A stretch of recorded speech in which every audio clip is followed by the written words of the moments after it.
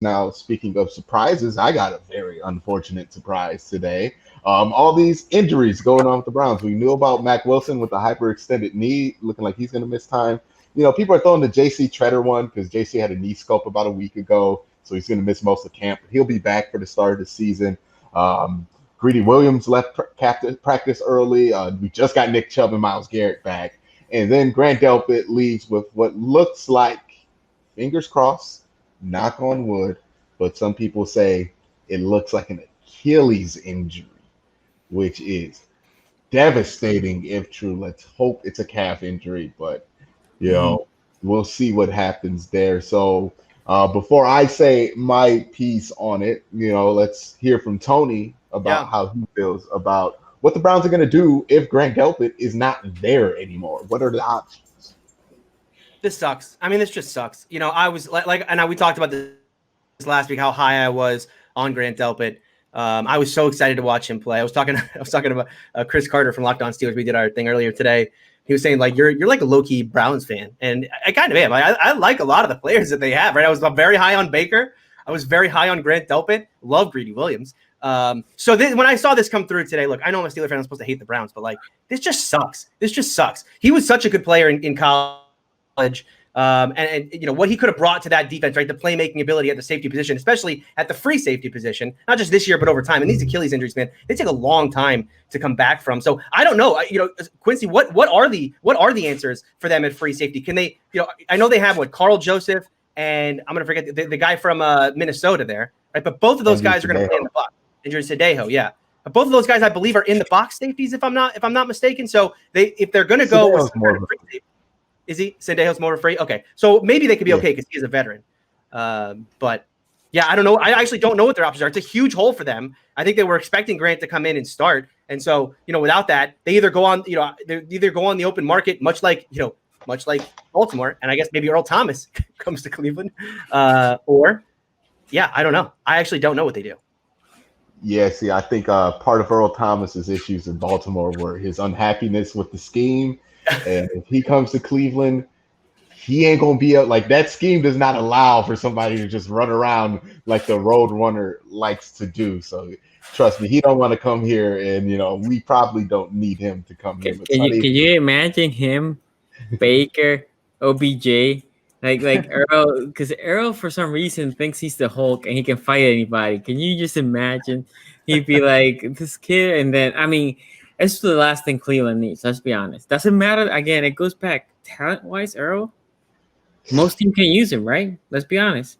Everybody in the AFC North can take Earl's talents without the BS, and he will be a starting safety. Even the Steelers, they can put him next to Minka, right? But nobody wants the character issues right now. Yeah, I mean, like with Earl, I think if you're gonna have him be happy, I think he's a guy you definitely need to have be happy. And by the way, I don't know where he's been saying that all chat, and I'm like, I've never said that direct comparison, but like, I'll say it. Great player at LSU than Patrick Queen. Like nobody who watched LSU last year is going to say anything other than that, and nobody who watched him the last 2 years, especially, is going to say anything other than that. But okay, still, Grant Delpit being injured doesn't change that. That happened already. But anyways, where was I going? I got completely thrown off track. But I think you started with Earl Thomas. Earl Thomas, yeah. So Earl Thomas coming to Cleveland, like I think he has to be happy with what his scheme is going to be.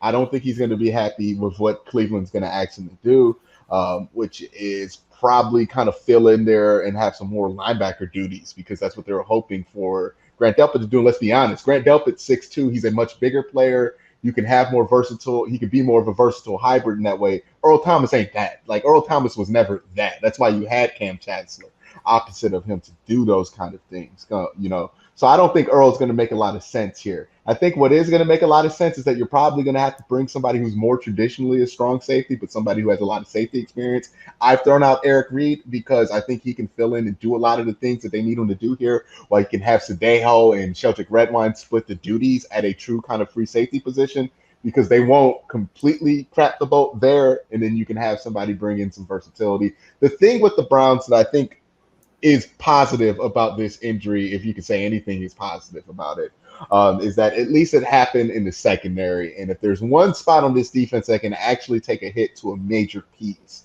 it's this secondary. This secondary is deep. You have guys like Terrence Mitchell who could step in for Greedy Williams. I don't think you really miss much or lose much of a step there. You have Kevin Johnson, who's a big versatile corner. He plays the slot, so he frees up a lot of other guys there. You're giving guys like MJ Stewart a chance, the former second-round pick from Tampa Bay, who's had a pretty decent camp so far, but we'll see what that looks like when it comes to game time. So the secondary, I think, is deep enough to withstand this without it being completely devastating. The injury, I think, is going to be devastating in the two players we know the Browns aren't going to have for at least a portion of the season, and in the other case, for the whole season, is the injury to Andrew Billings, not the injury to Andrew Billings, the opt-out of Andrew Billings, and, Mac Wilson not being there. That's where the Browns were hurting. Linebacker, inside defensive line.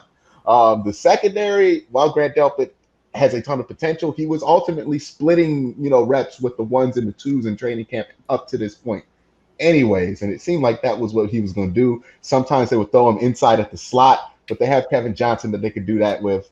And even Terrence Mitchell, they can move people around and have Denzel Ward play the slot if they really wanted to have Greedy and Terrence Mitchell on the edges. So they have a lot of versatility and a lot of flexibility there. So I don't think this is a death sentence to the defense. As long as the secondary can be decent, Myles Garrett can really erase a lot of things there if he has a great year. But now we're kind of like I was talking to Tony earlier. I was like, hey, Myles Garrett can't have a 13.5 sack season. He has to have like 16 sacks this year in order for this Browns defense to be good. And now it's like, hey, Myles, you got to get 20 because everybody's getting injured around you. You got to pick it up. And I'm worrying about the back of Myles Garrett. Can we get a chiropractor into training camp because we're asking him to carry too much?